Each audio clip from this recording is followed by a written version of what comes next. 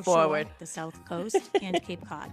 Our firm takes pride in assisting our clients in the next chapter of their lives by taking a holistic approach to their real estate endeavors. We believe that every move should be a moving experience. Every week, my co-host Melissa Wallace and I will provide you with my team's unique marketing approach to selling homes and share with you our expertise in navigating the home buying process.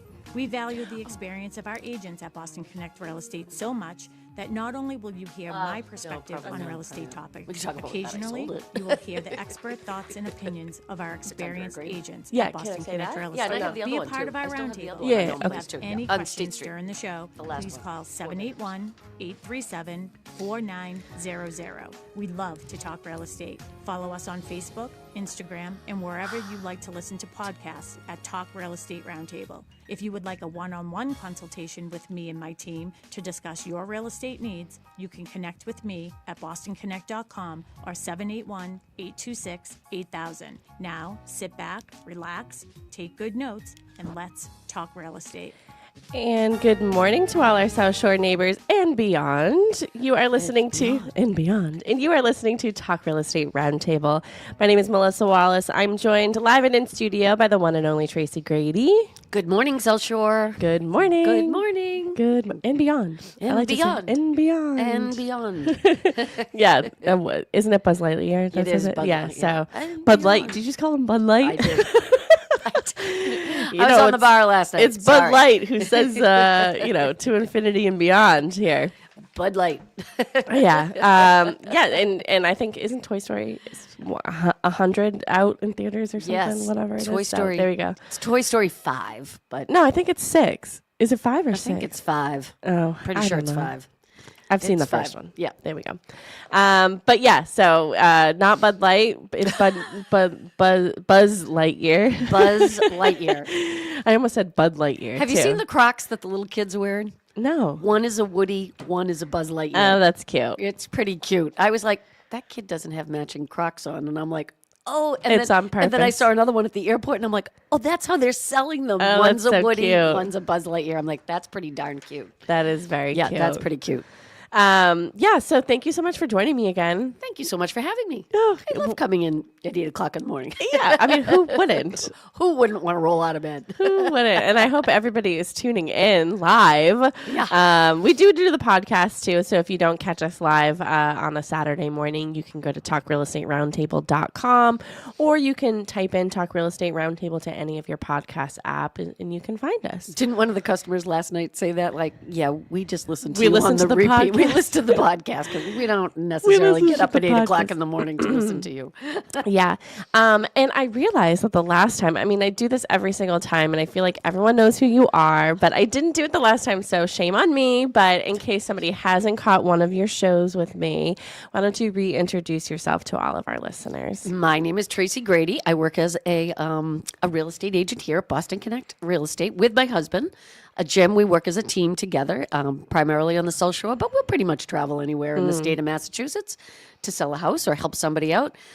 We live in Hanover. We have a couple of kids that live out of state, which is kind of sad. Taylor's coming home this week, though. Yeah, I feel So- like they come home, a come good home amount pretty- of time, and I you mean, go and yep, visit both of we them. go visit both of them. Colin's coming home in a couple of weeks, too, so that's kind of fun. So, yep, we work here 10 years selling real estate. Yeah. Kind of shocking, like when you think about it. Like I know. 10 years, that's a long time. We were just talking about age before we went live on the city. I had my physical on Tuesday, and it said on my chart, female, 35 years old. I go, who's 35?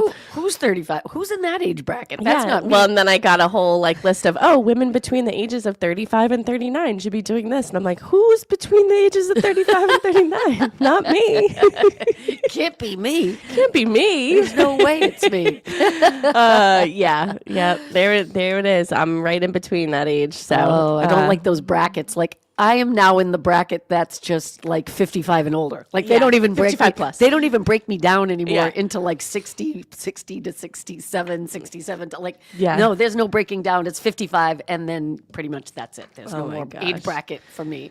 Oh, gosh, that's so funny. Yep. But I sort of predicted that you'd be on the show either this week or next week because I did say the last time you were on that we were going to continue our discussion. That discussion was finding the right home for your lifestyle. Yes. We did get through a lot in the agenda, but of course there's 8 more pages because it's my agenda. Which we never used to do an agenda. So she, when you came in this morning, you're like, oh, an agenda? I go, yeah, it's the same one.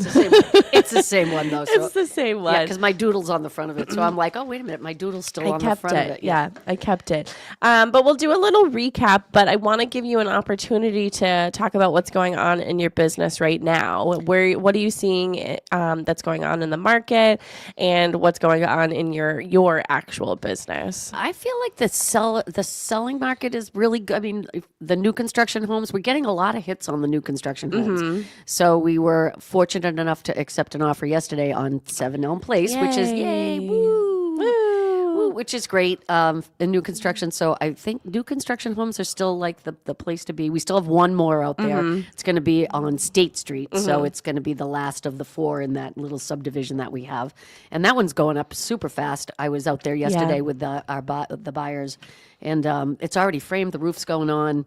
Yeah. So, yeah, they are flying through that. So that one's going to become available. And we have had a couple of people look at it that actually are thinking about pre-buying as opposed to waiting until it's completely done. Oh, so, interesting. Yeah, they have a bunch of people that are actually dancing around that one. So, and then we still have that one lot on Ohana Way. Ohana. Which means family. So. Yes.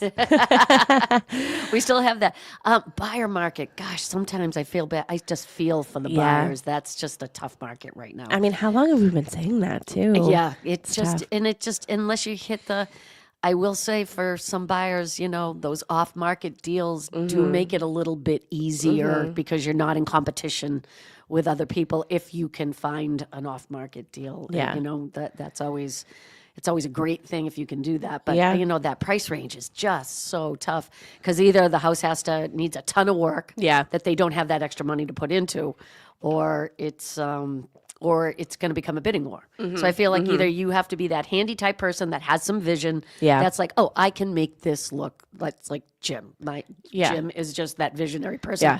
The first house we bought in Hanover, my parents, I thought they were going to have a heart attack. Oh my gosh, gosh, when we bought that house on Whiting Street because it needed everything. The walls were yellow. The floors were, I think there was checker. It was pine. I mean, it was just, you walked in and my mother was like, "You're buying this house?" Oh my gosh.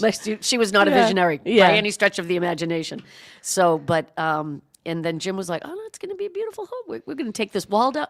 "You can't take the wall down," she says. "There's a heating element on that wall." Jim's like, "Watch me." It's coming down. I came home from work one day and the wall was gone. My mother was like completely just, she had never understood doing things like that. Yeah. So he has the vision to do it.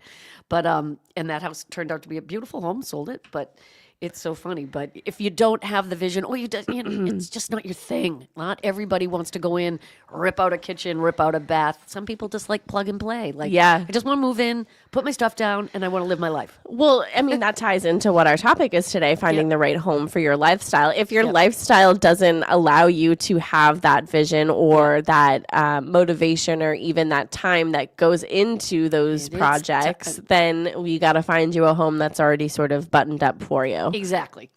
I mean, and we're looking right now. Jim, God, I love that man. God bless him. He is painting that black bathroom upstairs, and it might be beating him at this point. Yeah. But how many layers have we done? 4. Yeah. 4 layers of paint, and he's spray painting the shutters now, which are coming out. He's beautiful. cursing you guys from all those years ago when you painted it. Oh my goodness! And every time he's like, "I think this is the 4," and I'm like, "You can still see the black," and he just looks at me like, You say that one more time. Say that one more time. We're gonna have an issue here. Say it again. Go ahead. I dare you. Say it again.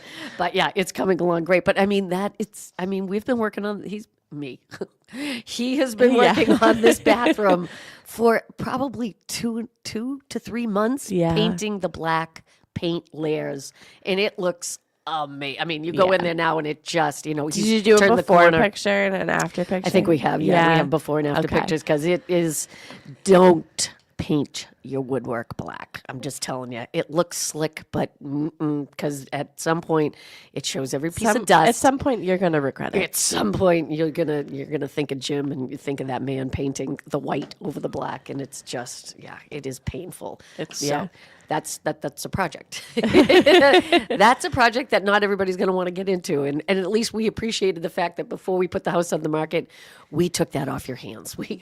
Jim took that off your hands. I think you've gotten some feedback where you got to take care of that black bathroom take before care you of put that your black house bath. on the market. I've had my friends upstairs and they're like, oh yeah, no, you got to get rid of this black bathroom because nobody's going to want this. And I'm like, my gosh. but I wish I loved it. saw it. Oh yeah, I'm going to have to go back and You're going to have to find a picture it because was photographed for a magazine.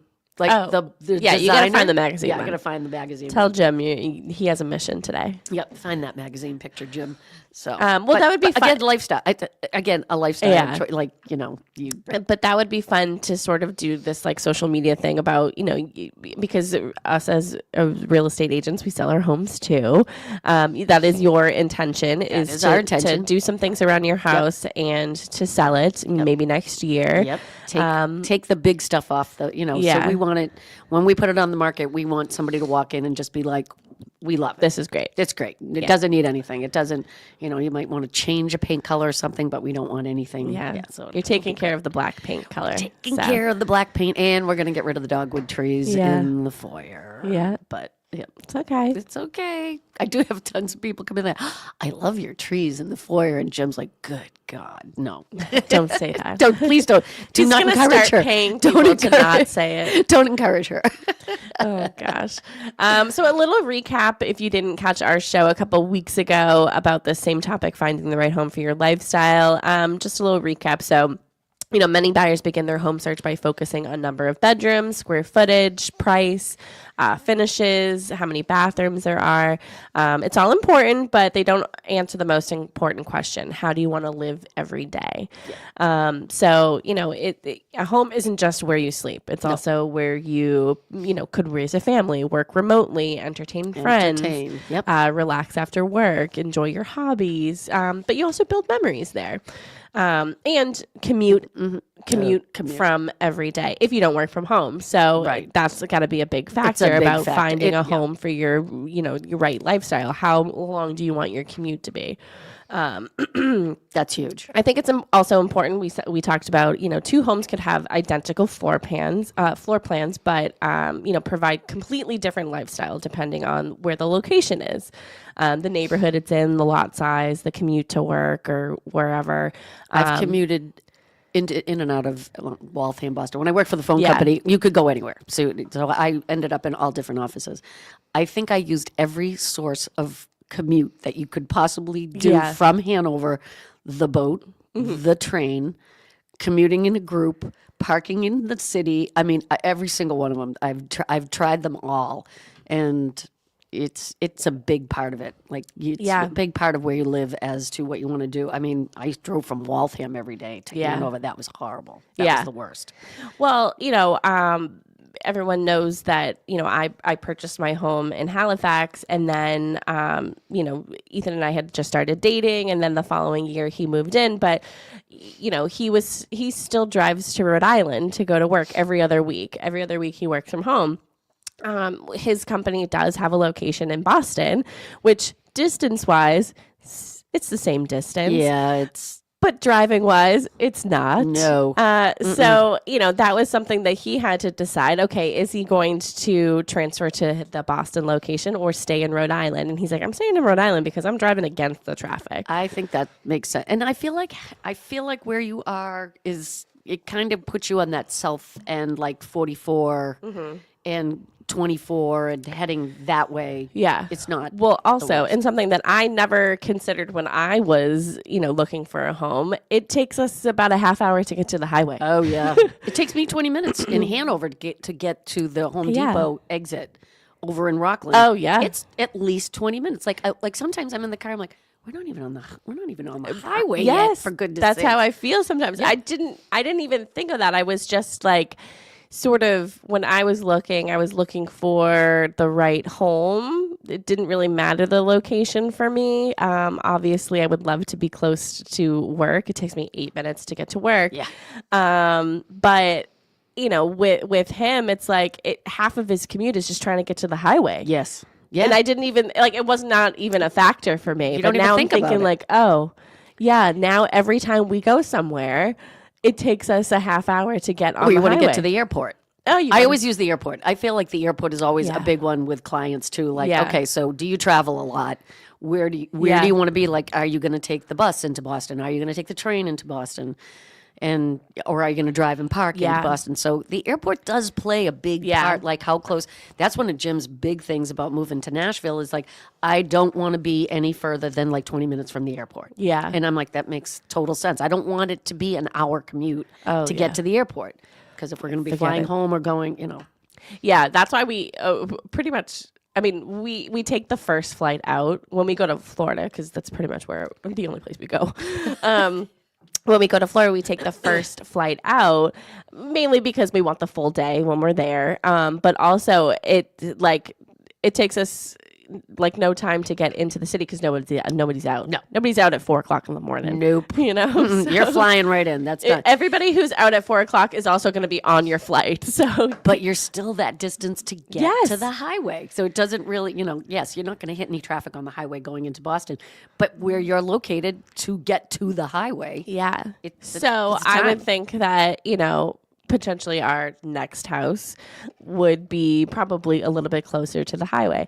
But I've also heard, even, Sharon has had clients. I'm sure you have had clients that are like, oh, I don't want to be anywhere near the highway. I don't want the sounds or anything. And we're just like, but you could be like me and take a half hour to get there. Yeah. Yeah. Did I ever tell you that story? We were showing a condo in Duxbury. This was years ago. We were showing condo in Duxbury. And you think Duxbury and you're thinking beach. I think beach, like Duxbury Beach. So we're showing this condo. We're on the back deck. And I'm like, wow, I didn't think this was that close to the beach. That's a really nice sound. Like you can hear the water. Jim looks at me. He's like, it's the highway, Tracy. That's the highway. It's the highway. It is not. And I'm like, well, it sounded like, because it was just. Oh, my gosh. You could hear the cars going by, and literally the highway was like in the backyard of this condo. But it sounded like the ocean. I'm like, well, if you just think of it as the ocean, Yeah. you're close to the ocean. It sounds really great, and you're close to the highway, so you can get on the highway and without any Did problem. your clients buy it? No, Oh, they did not buy that. They didn't at fall all. for no, the they fake didn't. ocean? They did not fall. No. Oh, gosh. That's so funny.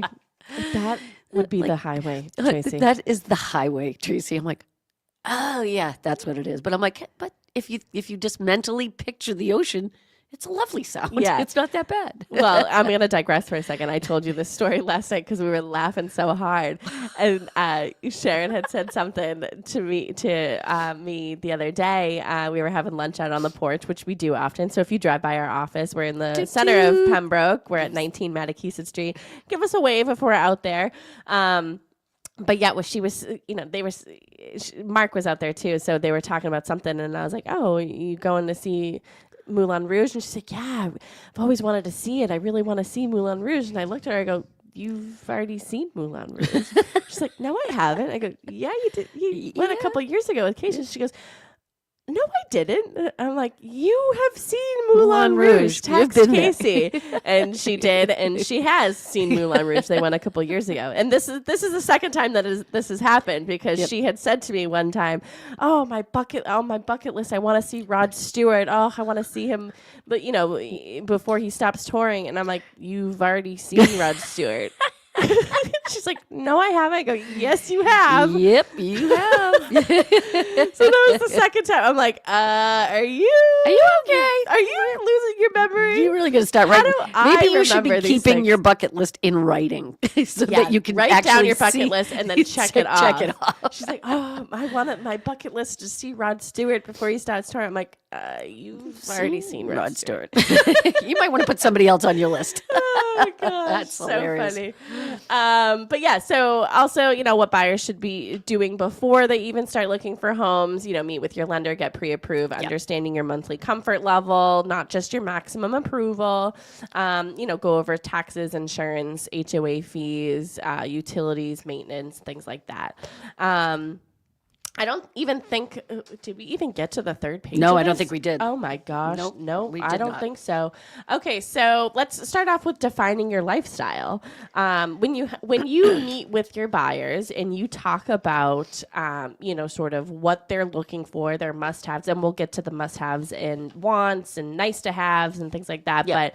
But, do you ask your clients to sort of define their lifestyle? So, like, what does your weekly, work day look like? What, how do you spend most of your time? Well, I mean, What's most sometimes you're working with important to you? young buyers, and sometimes you're working with people who are right sizing. So you do have to get, like, are you planning on having kids? Not everybody's planning on having kids. And the right sizers are, do you really want to move again is another one. Like, do you want your primary bedroom to be on the first floor so that you never have to worry about in the future going up and down stairs? Yeah. Those are big lifestyle. I feel like those are the big lifestyle choices. Young buyers, if you're planning on having a family, is this your forever home or is this just a transitional home for you right now? So those are the questions, we tend to ask, like, how many bedrooms do you have? Do you have family that visits? Like, you're going to need extra space for family to visit. Do you have like a big friend group where you're going to have people over? Do you want a basement? Entertain. Yes. Do you entertain? Yep. Do you entertain? Not a lot? interested. I'm not interested in entertaining. No. So that doesn't bother me. So, You don't need a big basement room that's I don't have going to have like I a don't even have bar and a kitchen popcorn table. maker and that type of stuff. I don't even have a kitchen table. I don't have, well, first of all, I don't have the room for it. And I don't know where I'd put it. But, I think one of the questions should be, do you entertain often? So do you need the outdoor space? Do you need the, the formal dining room? Because we do see them still. Still see them. I hate my formal dining room. Well, a lot of people during COVID changed them into offices. Yeah. Yep. And potentially they could still be an office, but when you walk in and there's a chandelier in the middle of the room, you're like, this is a dining room. This is a dining room. This is never not going to be a dining room. Yeah, and we have the chandelier in the middle of the room, so it's really would be hard to transition that. I mean, you move the light fixture. That is not, Yeah. That is not But something. those who, host holidays like Thanksgiving and have a lot of Which people we do. over, I having do a formal use the dining room. room is great. We use it. I'm not we interested in definitely that. Easter, Thanksgiving, Christmas. Yeah. We host it.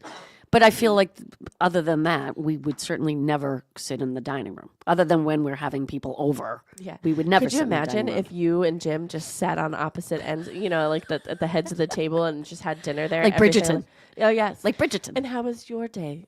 How was your day, dear? How was I'm your sorry, day, could Jim? you speak up? I can't hear you from the other end of the room. You'd have to have you'd just talk to each other on the phone across the room. Yeah, no. So, I mean, yeah, but that's a big thing for people, like eating areas. So we tend to eat at the island. Yeah.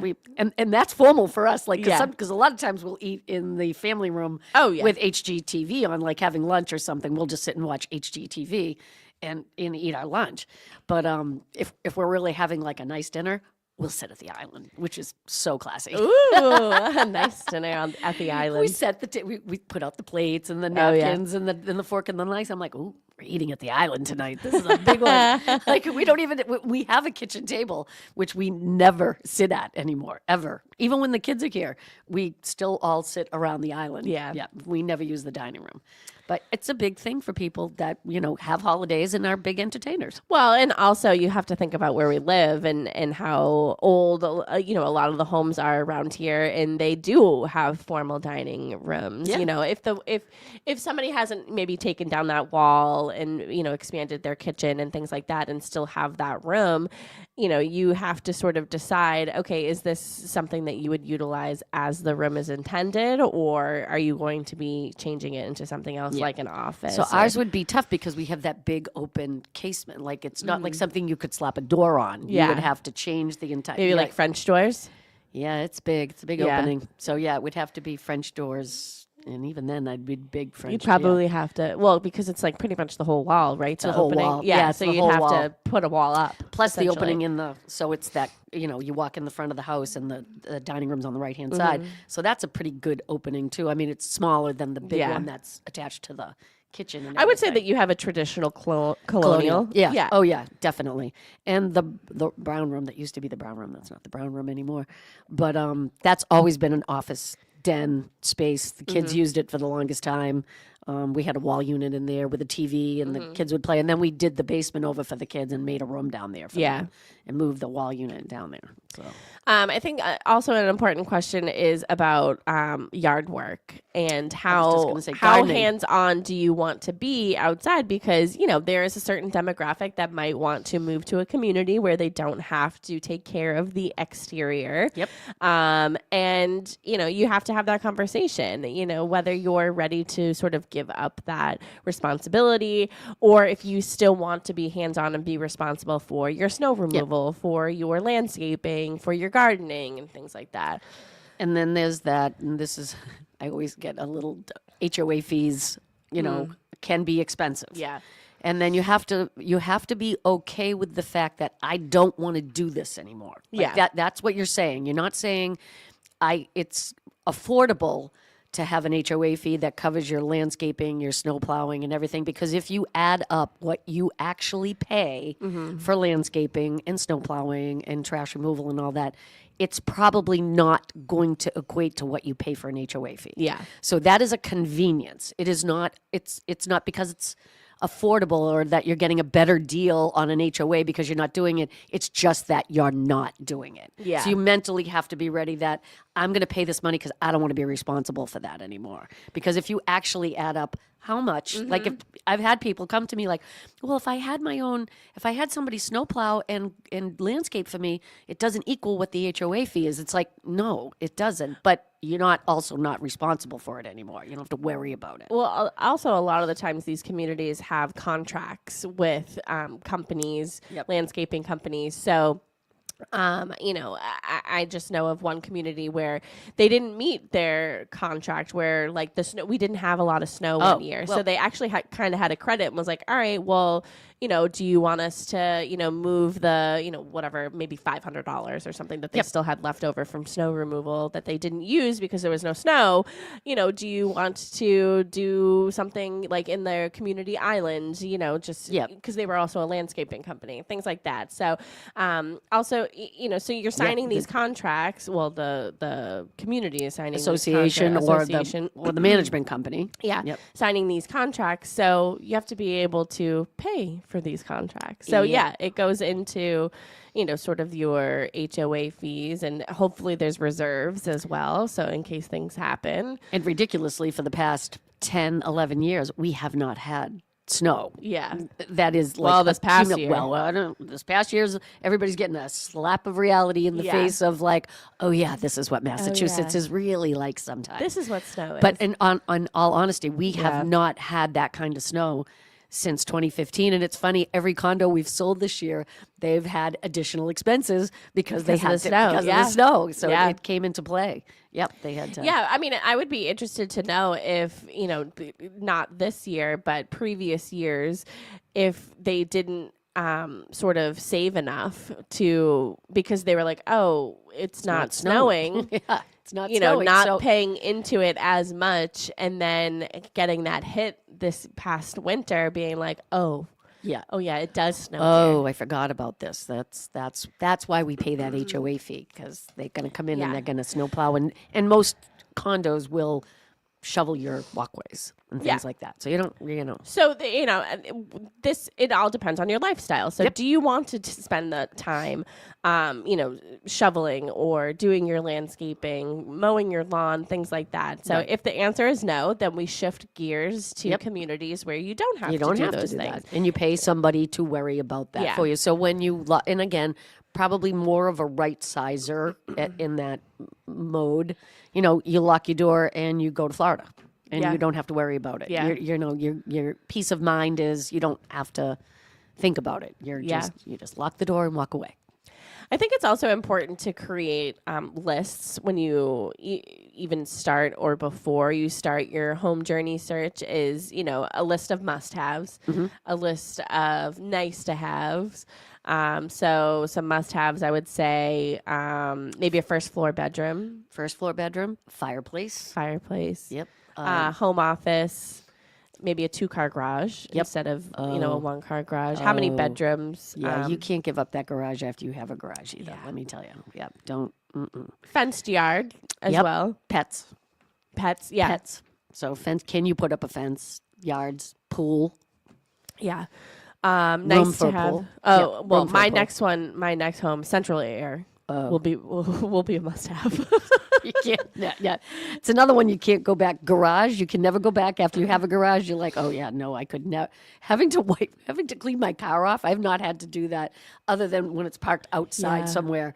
Is just It's you awful. can never go back. And then AC. No, Yeah. after you have AC, there's just. And my sister, I would talk about my sister. My sister down the Cape. We don't need AC down here because there's always a breeze. I've stayed at her house before she had AC. You need and I'm AC. like, no, there is no air in this home at all. And you just lay there in the bed like, oh my God, I'm dying here. So they put in AC and she's I don't know how I ever lived without AC. And I'm like, yeah, that's what I was telling you before. Like, Oh my gosh. don't tell me there's always a breeze. That was something my mother would say. There's always a breeze on the Cape. I'm like, yeah, a warm, muggy breeze on Yeah. the Cape. There's no I'm dying in here. dying in this house. Like, you need AC. And after she put it in, she was like, oh my goodness. Yeah, I really did need this. So I'm like, yeah, you did. Yeah. Some other sort of examples of maybe nice to haves, a finished basement. Yep. It would be nice to have a finished basement, but if you just have a traditional basement that's not finished, potentially down the road you could finish it. A walk-in pantry, maybe 3-season room, and then things like hardwood floors. I do have nice to have as fireplace, but yours is a must have. Mine is kind of a must. I've always. How often do you use your fireplace? A lot. Oh, okay. Yeah. Gas fireplace in the winter. Yeah. Yeah. We'll just fire that bad boy up every night. Yeah. Because, the TV is above the fireplace. Yeah. So we would have It's the ambiance. It's the ambiance. Yeah, Exactly. You got to do the full package. Exactly. And it's a gas fireplace. So literally, Jim's like, would you like a fire tonight? And I'm like, yes, I would. I would love a fire Yes, tonight. I would, Mr. Grady.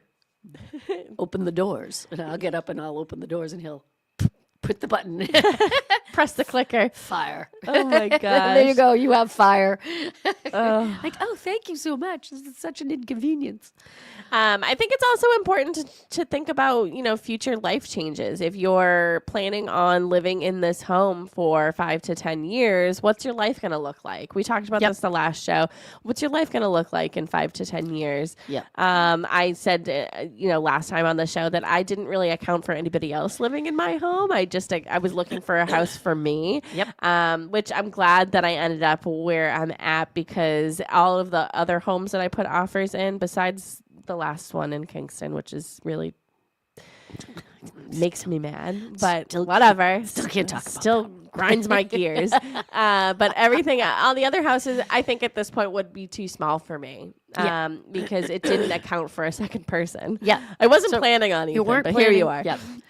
Back To hardwood floors, though. Hardwood floors, another one. If somebody has allergies, like Yeah. I had a client that had really hardwood floors? really bad cats, cats and dogs, cats and dogs. You But were gonna say he was really allergic to hardwood. he was allergic to hardwood floors. No, but carpets and Yeah. like Petlander. even when we went looking at houses, I had to call ahead and be like, "Are there any pets in the house?" Because he couldn't even go into the house. He was that dramatically so. In their case, hardwood floors were a must because anything with a carpet was probably, if there were pets. When you just said making a phone call, also I've heard so many times people calling and asking how high the ceilings are because their clients are very tall. Oh, I've had a few tall clients like duck going in the doorway. If you're very tall, make that phone call and say, how high are the ceilings? A lot of the times they'll be like, oh, I don't know. I didn't really think about it. Because they don't have to. They don't have to think about it. But, of course, when you have vaulted ceilings and things like that, it's just, you can fit. Yeah, you're good. You're I good. got you. Yeah, We got a vaulted ceiling here. You're 7 feet tall. Yeah, we're good. We get a vaulted ceiling. We're good. How about cell service? Oh, yeah. Hanson is a dead zone for me. I'm telling you, I don't think about it that often. But if there are some areas where we've done open houses, and I'm like, forget it. looking for a signal, like trying to get. What if there's an emergency? Exactly. Like, what if there's an emergency? Like, you need to know whether you have good cell service, or are you going to need maybe a boost or a repeater or something that's like an going extender, to, especially anything, if you're working from home type thing. So, I don't think it's not one of the things that pops up in my head all the time until I try to make a phone call and I'm like, oh, there's no cell service here. Like, oh, I'm going to think about that. So. Yeah. Forget it. If I'm in the Shaws and Hanson, Oh. That's the you're dead in zone. another planet. Yep. Right around Nobody the corner knows where from you us. are. No, right around the corner from us where Mayette's is on Broadway. There is a dead zone. There is just a dead zone there. Like Yeah. You fall off the face of the earth. You're right. You're not there anymore. You're not there anymore. You're just not there. I'm not there anymore. Oh gosh, So thinking about where you're going to be, maybe 2, 5, 10 years. Some examples are, even if you have aging parents, what's going to happen with your aging parents. Yep. It's a conversation that a lot of generations have about their parents and where they're going to go. Are they going to go? Can you put an ADU in the yard? Yes. Can you put an addition on the house? Type thing. Yeah. But that, those are all questions. If in maybe 5 to 10 years that you might be inheriting your parents at home, during your home search, you should be looking for these things. Okay, yep. Does it already have an ADU, or can one be put on? Or am I going to have to sell this in 5 years and buy something else? So these are all questions that you should be asking, having the conversations. What's life going to look like? 5 to 10 years from now. This and it might not an investment. And it might not. God, you have a frog. I have a frog in my throat. It might not be your forever home either. Yeah. I mean, not every home is your forever home. Yeah. And I say that to clients all the time. Like, this is just, this isn't your forever home. We all know it. You're just going to live here for a few years, put some improvements into it, try to make some money. It's an investment. Mm-hmm. And then, 5 years from now, we'll start looking again and put this on the market. Hopefully you made some money on it and you'll put it into your next house. So not every home is your forever home. Yeah. Probably not your forever home, to be honest with you. Some examples of different homes for different lifestyles. So a busy professional probably needs a home that has low maintenance, requires low maintenance, maybe a short commute, minimal yard work, because, as a busy professional, you're not home a lot.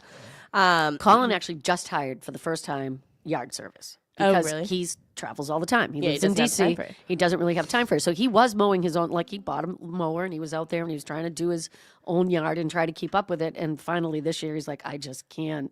Yeah. I can't do it. I need yard service to come in and take care of it because he travels. So yeah. Yeah. Maybe a condo or a townhouse, smaller, maybe newer homes would be perfect for a busy professional. Then, of course, there's growing families. So priorities could be school systems, neighborhoods. Is there a yard? How many bedrooms? Storage, even, recreation around town. So you may want something like a traditional colonial, like Tracy has. A split entry, so there's sort of separate living spaces, so you can send the kids downstairs, and maybe a large lot where you could have a yard. Empty nesters, I would say first floor living would probably be a priority. And you don't want to move again. Yeah, and if you don't want to move again, that's another, you really have to think about, do I really I don't want to have to do this again. Yeah. 5 years from now. So now you're in that right sizing and you're coming down from your colonial and you're like, I don't have any problem with stairs. I can go up and down stairs. There's no problem. So it doesn't matter that my primary is on the second floor. Mm-hmm. And then, 5 or 10 years, even 5 years down the line, your health can change drastically. Yeah. Oh, yeah. And now all of a sudden you're like, I should have got something that offered a primary on the first floor so I don't have to go up and down stairs. Or I can still do it, but I don't necessarily want to do it anymore. So, we have a comment on Facebook. We do. Hello, my friend. On behalf of the residents of Plymouth County, thank you for continuing your informative broadcasts that have educated our friends and neighbors of the real estate market in the country or in the county. Yes, to continuing success. Keep doing what you do best. All the best. Your old pal, Greg. Oh. Greg Hanley? Oh, Greg. Oh, yeah. Yeah. Yeah, I know Greg. Yes. Thank you so much. Pembroke. Thank you, Greg. Thanks, Oh, Greg. I haven't seen Greg in... Well, thanks for listening. Thanks for listening, Greg. I see him on Facebook all the time. Yeah. He's one of my... Yeah. So empty nesters, again, so maybe first floor living, less maintenance, maybe near family, community activities. So good options would probably be ranches, adult communities, active adult communities, maybe, condos. 55 and older. Mm-hmm. Yeah, we've sold a few 55 and older down in Plymouth, and let me tell you, I'm like, the activities that they have on a daily between our classes, trips to Nantucket, trips to the I mean, it's like if you want to be part of something, you can be as active as you want to be or as inactive as you want to be. Yeah. But there are options. So there are definitely options. With the 55 plus communities, you can be as active as you want if you find a community that has everything. And then there's also communities that are just like, this is where you live. Yep. And that might be I don't want to know anybody. That might be great for somebody who's like, I enjoy my privacy. This is just where I lay my head at night. Yep, you can jump in when you want and not participate when you don't want, but you do have options, which is nice. Work from home buyers, so a need is dedicated office, reliable internet. Reliable internet. I'm just you don't think about it until you can't make that phone call, and you're you're like, oh. Flexible floor plans. We came across this a lot during COVID, and a lot of people working from home, and turning those formal dining rooms into offices. So, and think about your Zoom meetings. Where are you going to take your Zoom meetings? Where am I going to take my Zoom? I can still remember those in the COVID days. Some of the videos of the babies in the walkers, and they come strolling in like the dad's on the very serious. Or the Zoom cats call. Walk across the keyboard. They don't care. They really don't care. There was a couple, like the dog was just sitting there in the spot where the person was supposed to be, and it's like, yeah, that's not Chuck. That's Chuck's dog. Oh my gosh. Some outdoor lifestyle buyers. So maybe a large yard, garden, pool. Is there privacy? Walking trails, water access, things like that. You could potentially hear the ocean, but it might be the highway. Yep. Medical facility could be the ocean, could be the highway, but it's all in your mind. If you just picture what you want it to be, it's the ocean. That was my thought. Medical facilities. I mean, it actually comes right up on medical facilities. Yeah. If you're a big avid golfer, you want to have a golf course close by.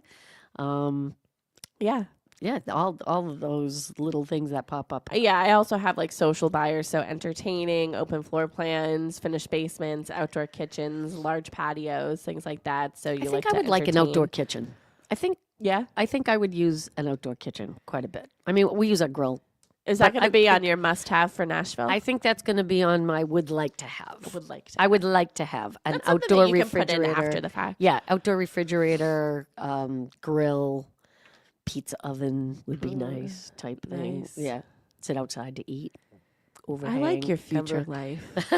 I like my future life. I'm jealous of your future life. Oh, you can come on down anytime. Oh, okay, great. Yeah, plenty of room. Hobby enthusiasts, so maybe a workshop is important to them, a barn area, extra garage, basement, a craft room, home gym. Yep. Things like that. So if these things, so if you're a hobby enthusiast or if you want a home gym, that's something that when you walk into a home, you think, okay, where can I put my gym? Where am I going to put this space? Yeah. So, and these are all things to talk to your real estate agent about because, I mean, this is your job. Right. Your job is to find the home that your buyer is looking for. Your buyer the best. Yeah. Yeah. But also educating them on, okay, your list of 100 must-haves might need to dwindle down. We may have to. You're going to have to bargain a few. Yeah, you're not going to get 100. You're never going to get 100% of what you want. So that's why, like you said, the must-haves, the things that you are not willing to negotiate, and then you have the things that you can negotiate a little bit. Like, I can live with that type thing. I think location is a lifestyle choice. Yeah. So, I feel like a lot of people say, like, you can change the house, but you can't change the location. Well, the location affects your daily life. And I think that it affects your daily life more than anything. Yep. Okay, we took 20 minutes talking about how it takes me a half hour to get to the highway. Or how long it takes to get to the airport. Those are lifestyle things. Yeah, and if those are things that come up if you're commuting every single day or you're a huge traveler or you travel for work, that's probably going to be one of your number one questions. Well, yeah, of course. If you're a commuter, how long is the drive? Is there, train access or anything like that? What's the traffic like in that area? I always How close are you to the train station? Halifax? I could walk there. Oh. Sometimes we do. Oh, okay. Yeah. The Hanson one. Yeah, that can't be that. I can't walk there. I mean, only if I was very motivated. But it's probably like 5 minutes. Oh, the Hampton one. So that's not so bad. Yeah, but the Halifax, we can walk there. But I mean, oh my gosh, I haven't been on a train. I wouldn't even know. I wouldn't even know how to get anywhere. I used to have a parking spot over in Abington because I would take the train when I was on my train. Part of my life, in that your train journey, my train journey, I had a little parking spot behind the place. It was a carpet place, and they were renting out parking spaces. Wow! Because by the time I got there in the morning after putting the kids on the bus, sometimes the parking lot was full. Yeah. So I had to have a spot where I could actually park, and I got my own little private parking spot. Yeah, it was pretty cheap. Did anyone ever steal it?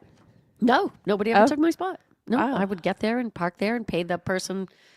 I think it was $50 a month. It was a deal. Oh, yeah. It was a deal and a half at the time. I'm sure that's way more expensive now. Oh, yeah. Now it's probably like $2,000. It's probably. I mean. Oh, you want to get to work? It's going to cost you. So the parking garage in Boston I used to park at right across the street. This is when I was in my driving into Boston phase. They would wash your car for you while it was in there. Whoa, really? Yeah, like you'd leave it on the. So, and every Friday I would like splurge and get my car washed. Mm-hmm. So one time I pull in and I was like, I would like my car washed and waxed. And then I got the bill and it was like $200. And Jim's like, what did you ask them to do? I'm like, I said wash and wax. I said wax. And he's like, yeah, that's completely different. They like detailed your car. Yeah. $200. Oh my God. Jim's like, you better pick up some extra shifts. You better be selling some telecommunications. That's so he's funny. like, maybe we should stop wash and wax. I'll do a wash and wax. They were like, oh, we have a good day bougie. Today. Yeah. He's being bougie today. Oh my gosh. Oh yeah. But what a convenience it was.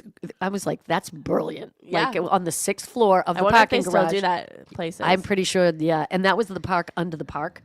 So like the parking garage was under the park. I was like on Franklin Street, and then you could and the parking garage was down under. And you go to the 6th floor, you drop your car off, you leave your keys, and they would wash your car for you and vacuum it out. Oh my gosh, that's awesome! It was awesome. I need that. That was nice. Is it close to family? So many buyers, want to stay near either their parents, maybe grandparents, children, friends. I think this is especially important, when you're needing maybe childcare, helping aging parents, raising children, things like that.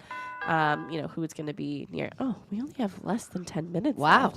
Left. We'll go through a couple other things. Yeah, you said healthcare, so especially important for, families, senior, really anyone. Anybody. So is it nearby a hospital, doctor, specialist? I know there's been, a few of Sharon's clients recently in the past year that wanted to move closer to their doctor's appointments and things like that because it's just too far down.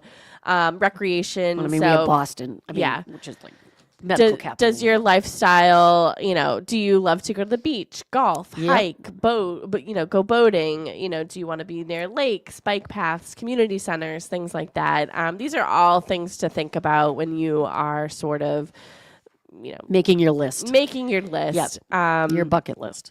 But clearly Sharon is not keeping a bucket list. She has a bucket list. She just doesn't realize she's already gone through it. That's so funny.